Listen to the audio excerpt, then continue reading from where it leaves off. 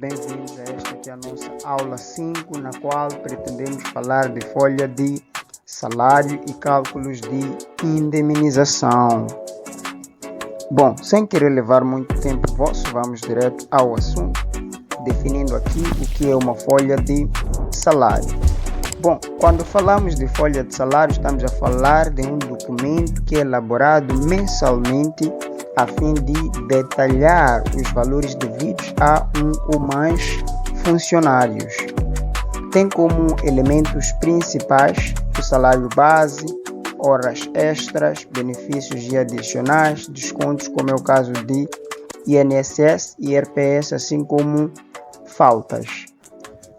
Temos aqui um exemplo prático de uma folha de salário, contendo os seguintes elementos: a numeração dos colaboradores, o nome de cada colaborador, a posição de cada colaborador, o rendimento mensal de cada colaborador. Quando me refiro ao rendimento mensal, me refiro ao rendimento que foi acordado no contrato de trabalho. Depois temos dias de trabalho, temos o salário ilíquido, temos o IRPS, temos o INSS, de novo INSS, e temos o salário líquido. Aqui devem estar a me questionar, ou gostariam talvez de me questionar, por que estamos a ter o INSS duas vezes. Temos aqui o INSS de 3% e temos o INSS de 4%. Este INSS correspondente a 3% é referente ao desconto que é feito no salário do colaborador, enquanto que os 4% são pagos pelo empregador. E o INSS vai ser canalizado sendo numa percentagem de 7% correspondentes ao salário do trabalhador. Ora, vejamos como é que nós vamos chegar ao salário líquido. Bom, para podermos chegar ao salário líquido, devemos primeiramente chegar ao salário ilíquido. Temos aqui um exemplo prático. Por exemplo, temos o Neves, que é assistente de marketing. Ele tem um rendimento mensal de 20.800. Este é o salário que se acordou no contrato de trabalho, conforme já vinha dizendo. Este trabalhou 20 dias. Portanto, como é que nós tivemos estes 13.866,67 centavos? Simples. Nós fizemos o seguinte cálculo. Calculamos o rendimento mensal dividido por 30 dias. Estes 30 dias é o número de dias de um mês. E o valor que nós vamos ter nesta divisão de rendimento mensal por 30, vamos multiplicar pelo número de dias trabalhados. Perceberam? Após termos o salário ilíquido por meio deste cálculo, vamos avançar calculando o IRPS. O IRPS é calculado de uma forma simples, de uma forma prática, desde que você baixe um aplicativo designado aplicativo do cálculo do IRPS. Este aplicativo vem em forma de Excel e vai calcular o IRPS de forma automatizada. Ainda nesta aula vou lhe apresentar o aplicativo de modo que entenda como pode proceder com o cálculo automatizado do IRPS. Após isso, deve calcular o INSS de 3%. Como é que você vai calcular o INSS? Como é que vai calcular o INSS? Simples, basta multiplicar o salário ilíquido pelos 3%. Simplesmente isso. Mesma coisa vai acontecer com o INSS correspondente a 4%. e daí nós vamos ter o INSS para as duas percentagens. Daí vamos calcular o salário líquido. Como é que nós vamos calcular o salário líquido? Simples e prático. Vamos calcular o salário ilíquido, neste caso o salário ilíquido, que é este salário. Vamos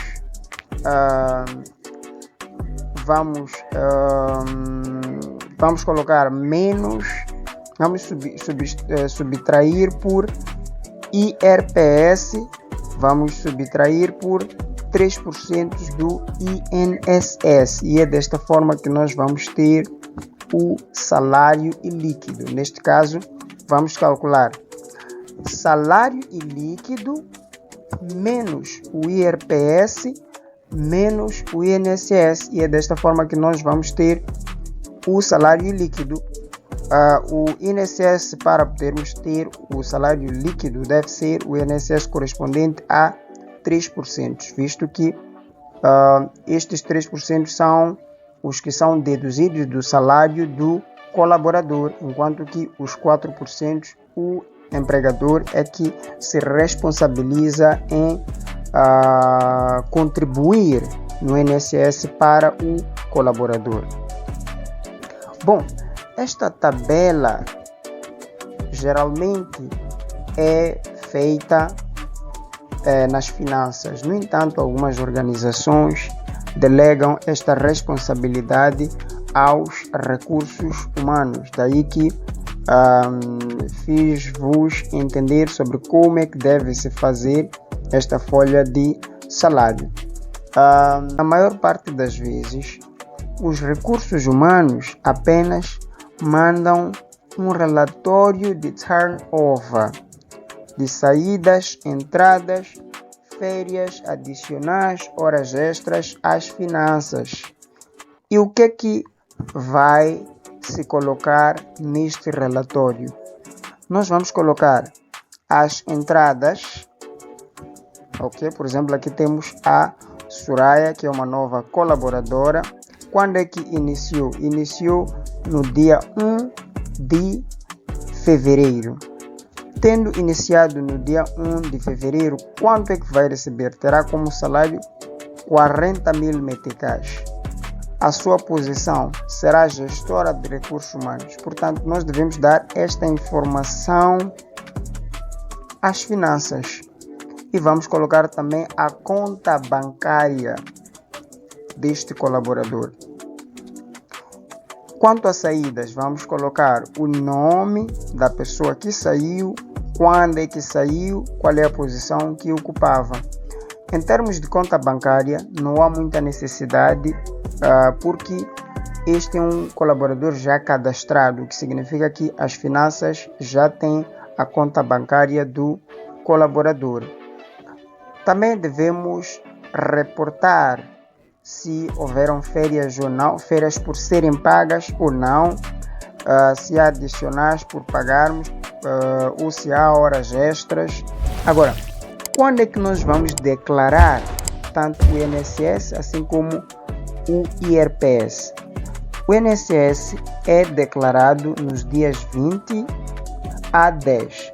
20 do mês que refere-se ao pagamento até o dia 10 do mês posterior. Deixe-me clarificar isso.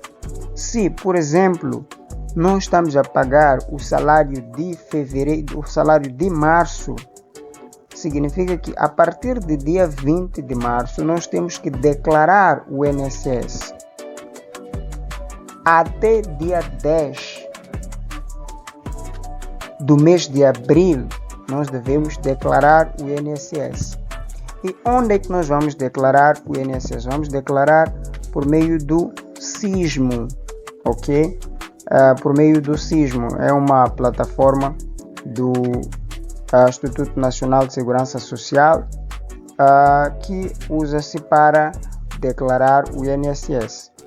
Depois temos a questão do IRPS, falhou-se aqui a escrita. Para o caso do IRPS, deve ser pago até dia 20 do mês posterior. Só para clarificar, se por exemplo estamos a efetuar o pagamento de salário do mês de março, significa que até dia 20 de abril nós teremos de pagar o IRPS às finanças. Teremos de declarar o IRPS às finanças. Qual é o aplicativo a que me referia? O aplicativo do IRPS é exatamente este. É um aplicativo muito simples, na qual você vai colocar o nome do funcionário, ou melhor, o NUIT do funcionário, o nome do funcionário, o número de dependentes, o rendimento mensal deste colaborador e automaticamente o aplicativo vai lhe gerar o valor a ser retido para o IRPS. Simplesmente isso. Agora, o que é uma indemnização?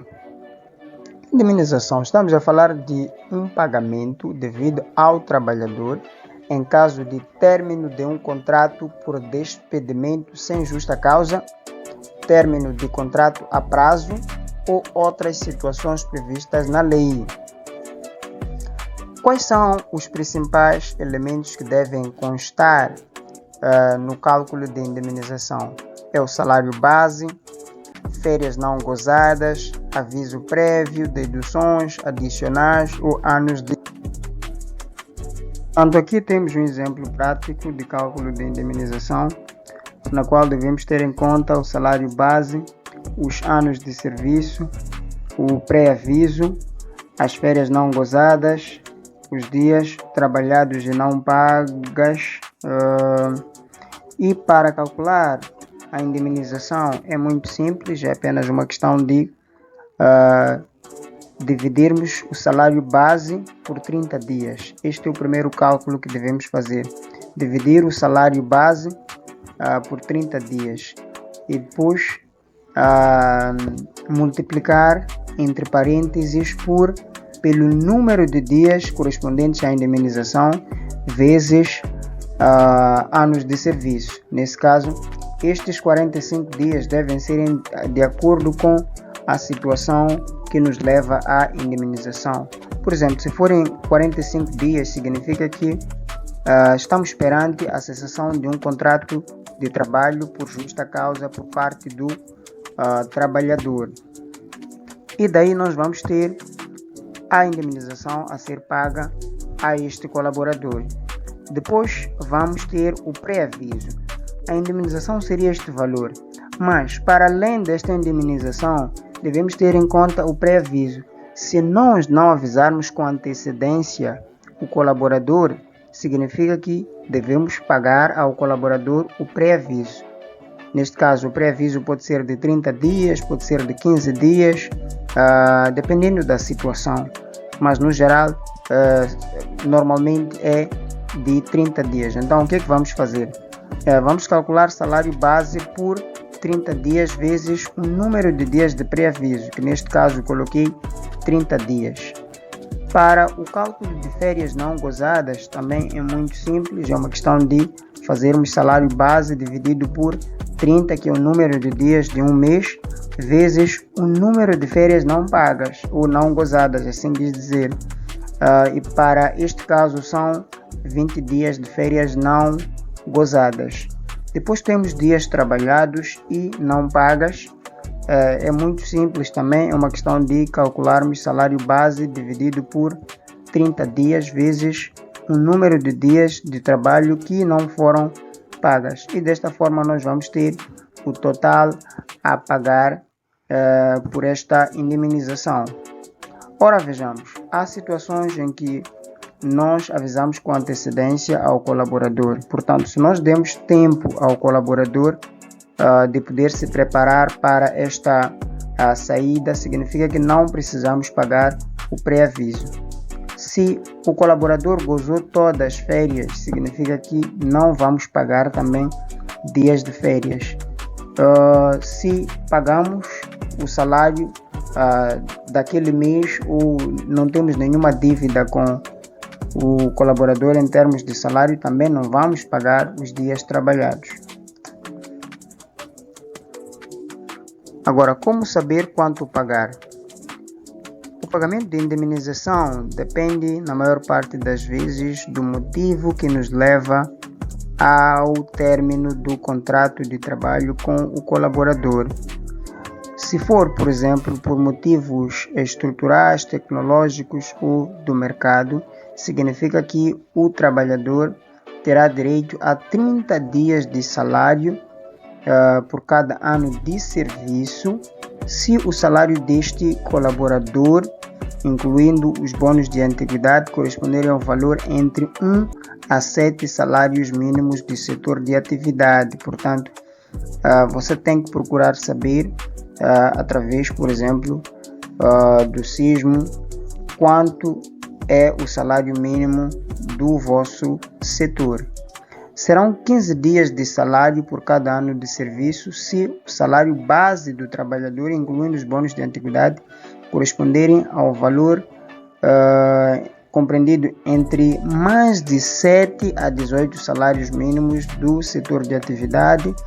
5 dias de salário por cada ano de serviço se o salário base do trabalhador, incluindo os bônus de antiguidade, corresponderem a um valor que excede 18 salários mínimos de setor da atividade.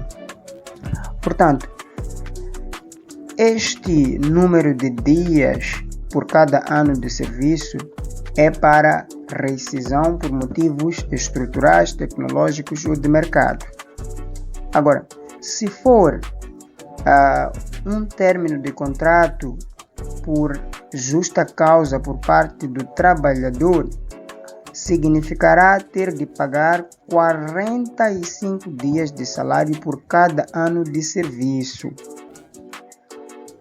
E se for uma situação de contrato a prazo certo, imagine que a empresa decide rescindir um contrato a prazo certo que tinha duração de 6 meses, enquanto que o colaborador apenas trabalhou por 3 meses. Significa que os restantes 3 meses deverão serem pagos como indemnização ao colaborador.